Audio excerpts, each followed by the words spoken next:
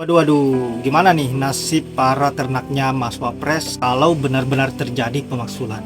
Nah, tidak hanya itu guys, pada saat acara hari lahirnya Pancasila, terlihat hadir Ibu Megawati dan juga Pak Tri Sutrisno. Dan Mas Wapres seolah dihiraukan begitu saja. Terlihat Mas Wapres hanya pelangak-pelongo, tidak ada yang peduli terhadap beliau. Sehingga kita bisa berpikir bahwa memang Mas Wapres tidak dianggap. Duh, semakin memprihatinkan kondisi dari Wapres kalian. Nah, sahabat-sahabat, untuk itu baiknya kita lanjut dulu bagaimana komentar-komentar yang cukup menohok dari Mbak Nopi dan juga tokoh-tokoh lainnya. Begitu cerdas apa yang menjadi komentarnya. Untuk itu langsung saja kita simak dulu seperti apa. Apa kabar Wapres Karbitan? Pasti sekarang lagi gundah gulana ya, karena surat pemakzulan Purnawirawan TNI udah masuk ke MPR dan juga DPR RI. Ayo buruan berlindung di bawah ketek Bapak lu Sri Mulyono. Cepet-cepet minta gendong sama Bapak lu ya. Hidup Wapres Karbitan. Perannya Gibran itu dianggap nggak ada. Itu sakit guys. Pada saat acara hari lahir Pancasila yang dihadiri Megawati dan Tri Sutrisno itu terlihat banget guys. Bagaimana canggungnya Gibran ketika bertemu dengan Megawati, orang yang dia khianati, dan bertemu dengan Tri Sutrisno, orang yang menginginkan dia dimakzulkan. Waduh keren. Mereka duduknya satu meja berhadapan. Dan pada saat berjalan Mega sama Prabowo, Gibran tuh di belakangnya Mega gitu. Dia kayak orang bingung gitu loh. Pada saat rame-rame mau menuju ke ruangan tuh, nggak tahu ruangan apa, itu kan ada rombongan menteri-menteri, ada Megawati, ada JK dan lain-lain. Itu Gibran tuh kayak anak hilang. Dia kayak orang bingung, cuek. Kita lihat aja videonya tuh kan. Dia kayak orang bingung sendiri gitu. Terus bagaimana ketika dia bertemu seorang Tri Sutrisno yang menginginkan dia segera dimakzulkan. Itu luar biasa. Pemakzulan Gibran ini sudah disetujui oleh Tri Sutrisno untuk diajukan ke DPR. Gibran, dia menjadi wayang yang dimainkan oleh ambisi orang tuanya.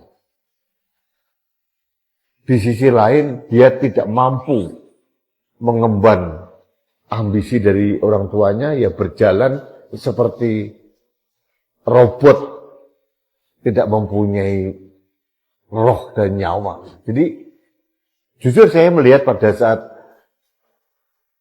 peringatan Hari Lahir Pancasila, Gibran sangat kaku sekali. Dia tidak bisa ngeblend dengan lingkungan sekitarnya.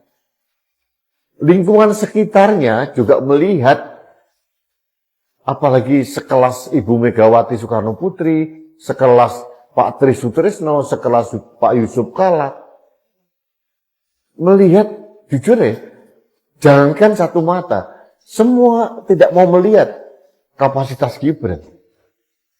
Karena tidak mempunyai kapasitas apa-apa. Dan seluruh Indonesia, warga Indonesia yang waras,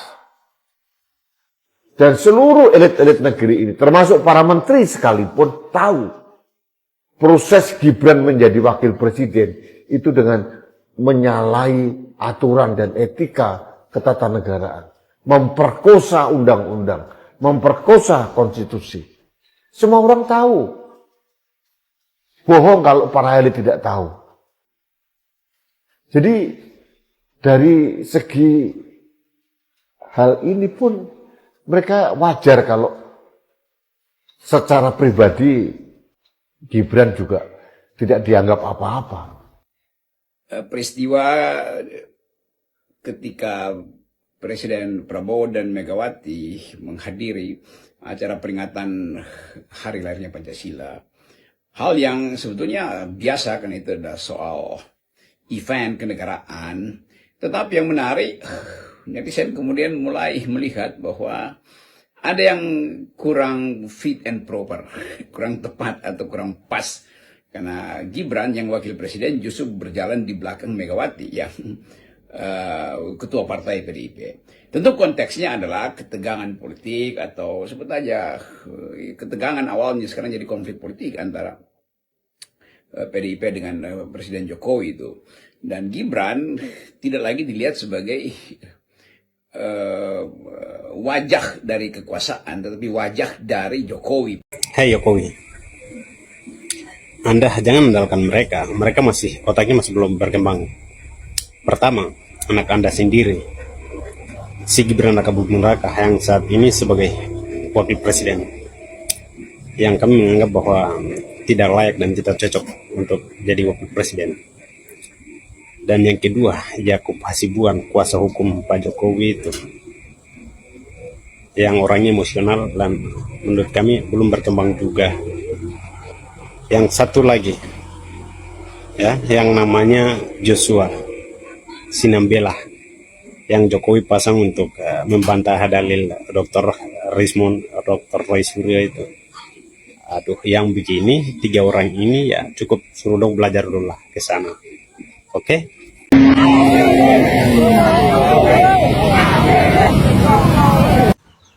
Gelombang suara rakyat yang meminta untuk mengadili Jokowi semakin bertambah luas, semakin menggema di seluruh pelosok Indonesia.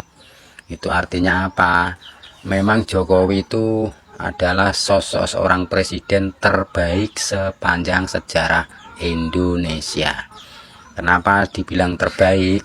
Karena yang bilang terbaik itu hanya para oligarki, para mafia-mafia, para koruptor, dan para antek-anteknya yang sudah ikut merasakan hasil dari makan duit rakyat. Itulah kenapa para oligarki, para koruptor, para mafia itu pasti menyebutnya itu presiden terbaik. Karena apa? Baru ada sepanjang sejarah di Indonesia korupsi merajalela, sangat menggila, yaitu di era kepemimpinan Jokowi. Nah, para koruptor itu tumbuh subur, para mafia tumbuh subur, para oligarki itu bisa tumbuh subur di era kepemimpinan Jokowi. Makanya Jokowi pantas kalau mendapat predikat presiden terbaik sepanjang sejarah Indonesia. Tapi yang bilang seperti itu ya itu tadi, para gerombolan oligarki, para mafia-mafia, para koruptor, dan antek-anteknya yang bisa merasakan ikut bebas istilahnya, bebas merasakan makan duit rakyat. Karena apa? Memang buktinya terbukti di era kepemimpinan Jokowi itu nomor 1 korupsinya di era kepemimpinan Jokowi. Bahkan di setiap lembaga di era kepemimpinan Jokowi itu terindikasi korupsi yang nilainya sangat fantastis. Dan yang lebih mencengangkan lagi, baru ada itu yang namanya di era Jokowi berani memakai dana haji 300 triliun. Wah, pantas para pendukungnya itu memuja-mujanya sampai setinggi langit. Walaupun mereka itu yang memuja itu pasti seakan-akan banyak juga itu yang kiai atau ustazah atau apa itu. Wah, pantas mereka itu memujanya karena dana haji pun itu berani loh. Pantas saja itu pendukungnya itu luar biasa. 300 triliun itu kan sejarah terbesar sepanjang sejarah Indonesia itu. Bahkan di Basnas, Taspen pun itu juga terindikasi korupsi yang nilainya sangat fantastis. Ya, yaitu baru terjadi sepanjang sejarah di era kepemimpinan Jokowi. Pantes kalau mendapat presiden terbaik. Tapi bagi para koruptor, para mafia, para oligarki, dan para antek-anteknya yang sudah ikut serta merasakan hasilnya. Kalau bagi rakyat kecil seperti saya, Presiden Jokowi adalah presiden terburuk sepanjang sejarah Indonesia berdiri. Karena apa? Di samping korupsinya sangat merajalela di era kepemimpinan Jokowi, Presiden Jokowi lah yang sudah merusak tatanan hukum di negara kita ini. KPK dibuat Bu Megawati, malah dilemahkan di era kepemimpinan Jokowi.